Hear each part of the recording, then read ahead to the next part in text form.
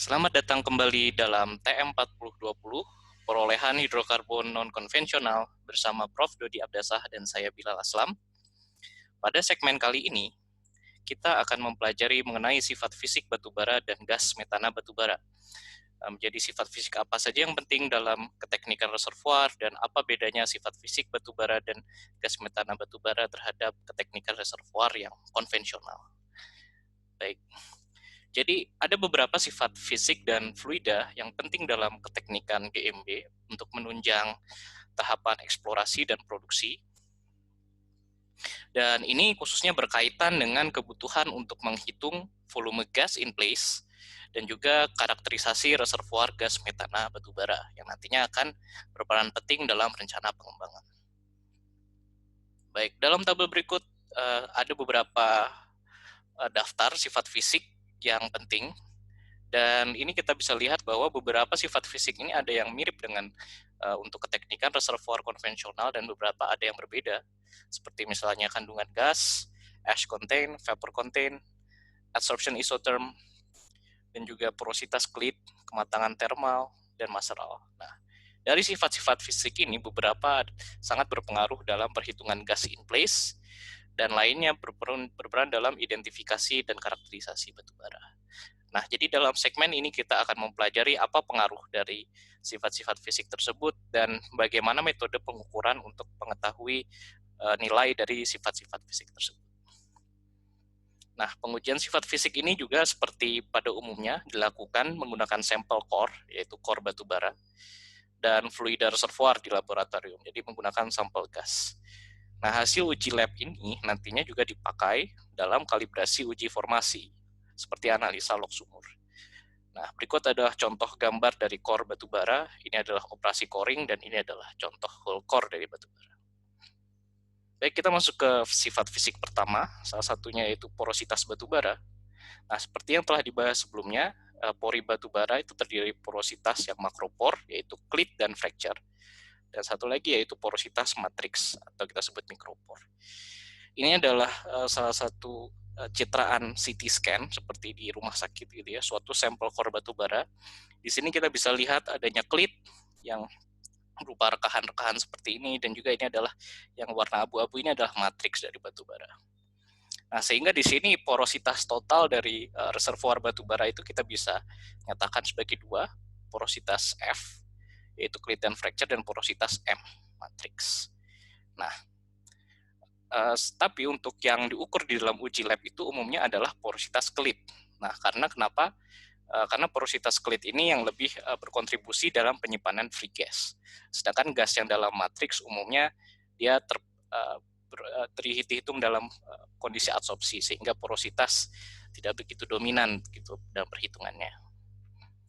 Nah, porositas klit ini diukur dengan beberapa metode. Salah duanya adalah tracer test dan juga satu lagi adalah movable water porosity. Nah, ini adalah metode pengukuran porositas batubara. Yang pertama adalah metode tracer test.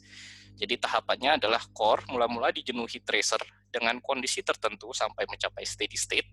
Di sini contohnya tracer yang digunakan adalah lithium chloride dijenuhi ke dalam core.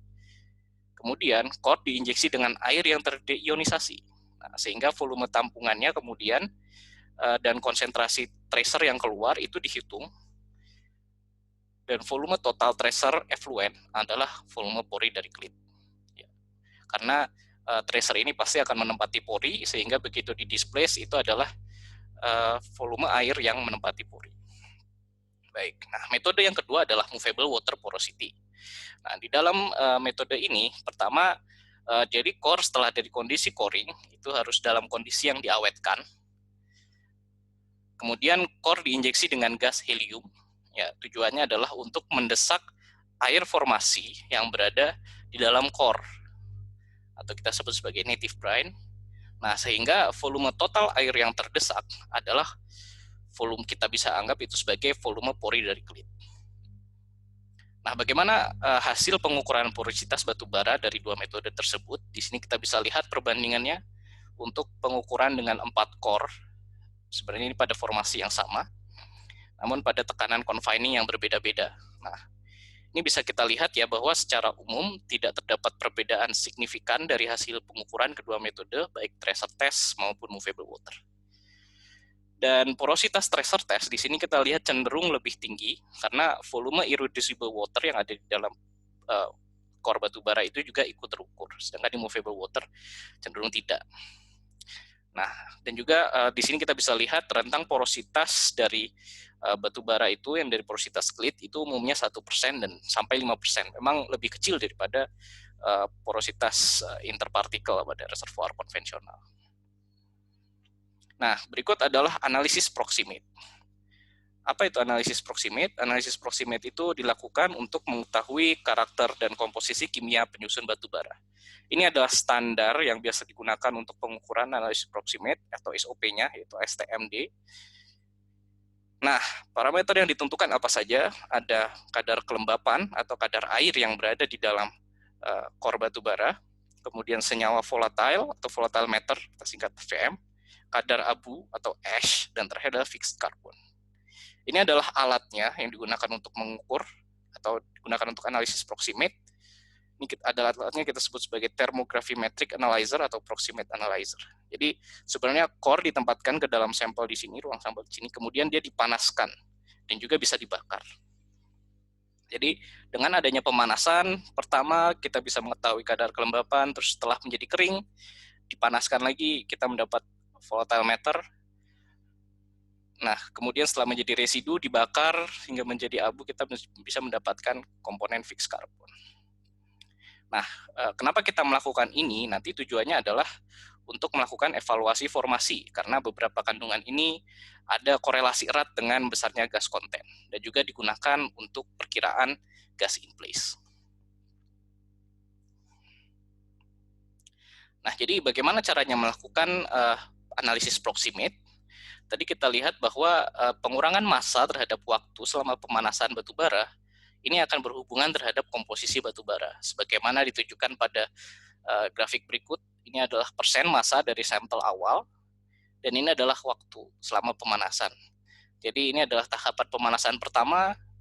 Begitu dipanaskan, massanya akan berkurang karena ada sebagian kadar air yang hilang, kemudian dibakar.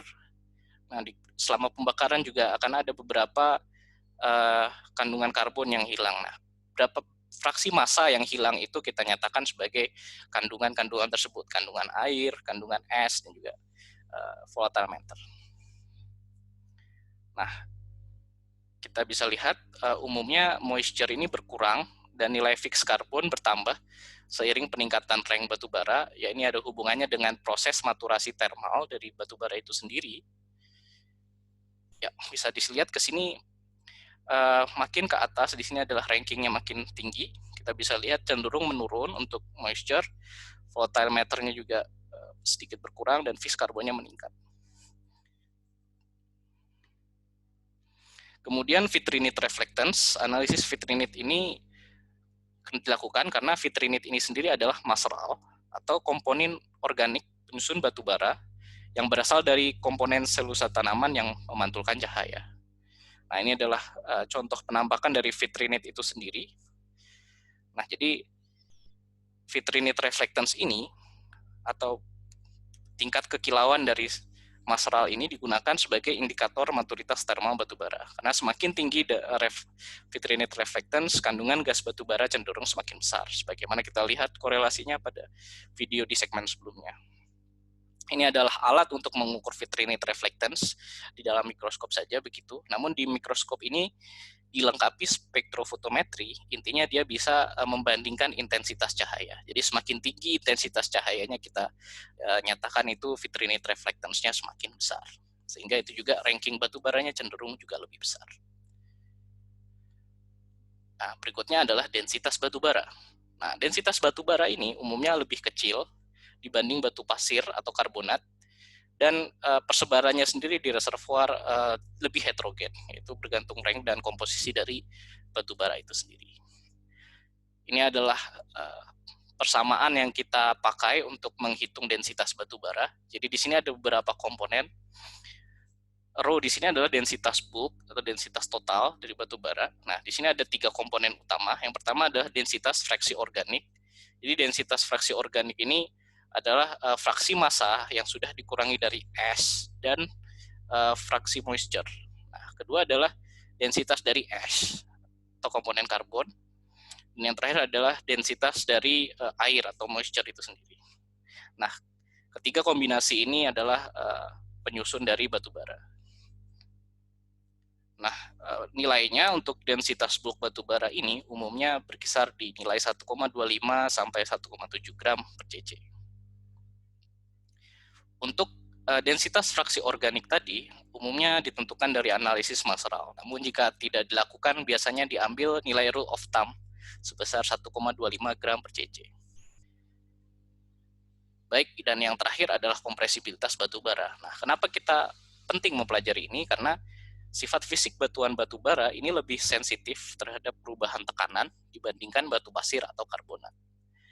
Nah, ini adalah nilai dari kompresibilitas total batu bara pada kondisi saturated dan undersaturated.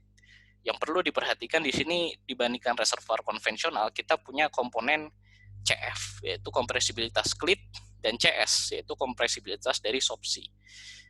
Kenapa ada dua ini? Karena yang pertama adalah matriks batu bara itu juga dia akan shrink atau swell tergantung dengan tekanan, dan yang kedua klit itu sendiri juga akan mengalami perubahan volume seiring dengan perubahan tekanan.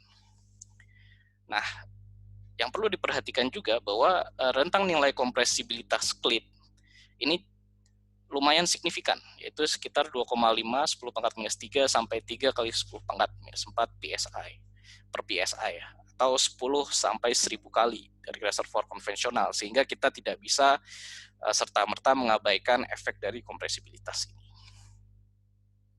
Oke, untuk overview-nya, mengapa kita perlu mengetahui sifat fisik batu bara tadi?